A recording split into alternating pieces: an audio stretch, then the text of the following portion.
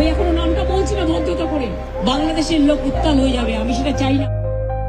বাংলাদেশের ইনকিলাব মঞ্চের মুখপাত্র ওসমান হাদি হত্যাকাণ্ড নিয়ে মন্তব্য করে এবার আইনি ঝামেলায় পড়েছেন ভারতের পশ্চিমবঙ্গের সাবেক মুখ্যমন্ত্রী মমতা বন্দ্যোপাধ্যায়।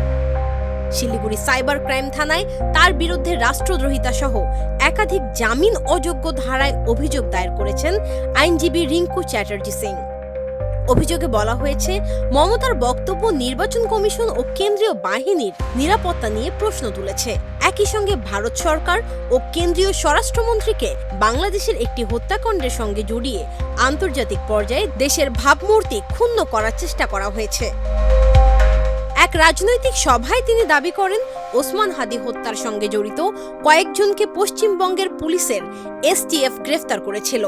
এরপর কেন্দ্রীয় স্বরাষ্ট্রমন্ত্রী অমিত শাহ নাকি তাকে ফোন করে বিষয়টি গোপন রাখতে বলেছিলেন।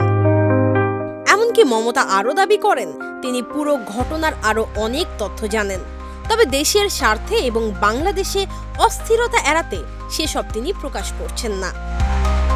এদিকে অভিযোগকারী আইনজীবী জানিয়েছেন, হাইকোর্ট খুললেই মমতার বিরুদ্ধে গ্রেফতারি পরোয়ানা আবেদন করা হবে।